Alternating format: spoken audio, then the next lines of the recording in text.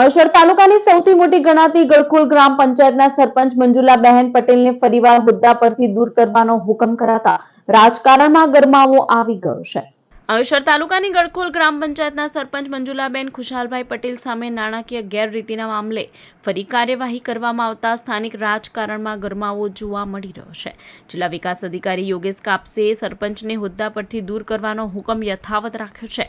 ગળખોલ ગ્રામ પંચાયતમાં નાણાકીય ગેરરીતિના આક્ષેપોના પગલે અગાઉ પણ સરપંચ મંજુલાબેન પટેલ સામે કાર્યવાહી કરવામાં આવી હતી।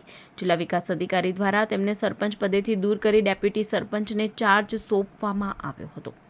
ત્યારબાદ સરપંચે આ નિર્ણય સામે હાઈકોર્ટમાં અપીલ કરી હતી। હાલમાં જિલ્લા વિકાસ અધિકારીએ અગાઉના હુકમને કાયમ રાખીને મંજુલાબેન પટેલને સરપંચ પદેથી દૂર કરવાનો નિર્ણય લીધો છે અને ગ્રામ પંચાયતનો વહીવટ ચાર્જ ડેપ્યુટી સરપંચને સોંપ્યો છે। આ કાર્યવાહીથી ગળખોલ ગ્રામ પંચાયતમાં ફરી એકવાર રાજકીય ચર્ચાઓ તેજ બની છે। ઉલ્લેખનીય છે કે ગળખોલ ગ્રામ પંચાયતના સરપંચ અને તલાટી કમ મંત્રી સામે અગાઉ 1.16 કરોડથી વધુની કથિત નાણાકીય ઉચાપત અંગે પોલીસ ફરિયાદ નોંધાઈ હતી। ફરિયાદ મુજબ ડિજિટલ સિગ્નેચર સર્ટિફિકેટના દુરુપયોગથી 44માંથી 43 કામોના અનઅધિકૃત પેમેન્ટ કરવામાં આવ્યા હોવાના આક્ષેપો થયા હતા। ગુજરાત રાજ્યની સૌથી મોટી ગણાતી ગળખોલ ગ્રામ પંચાયતમાં ફરી એકવાર ભ્રષ્ટાચારના કેસમાં સરપંચ મંજુલાબેન ખુશાલભાઈ પટેલને સસ્પેન્ડ કરવામાં આવ્યા છે।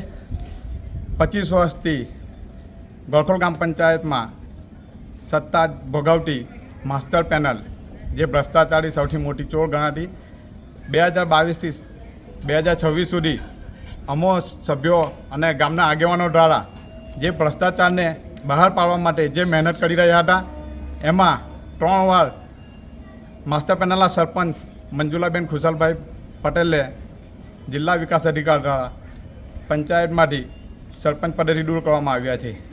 અમે હજુ પણ જણાવીએ છીએ કે આવનારી ચૂંટણીમાં જે કોઈ સરપંચ આવશે અને ભ્રષ્ટાચારને ધ્યાને લઈને કામ કરશે તેને અમે સહેજ પણ ચલાવી લેવાના નથી।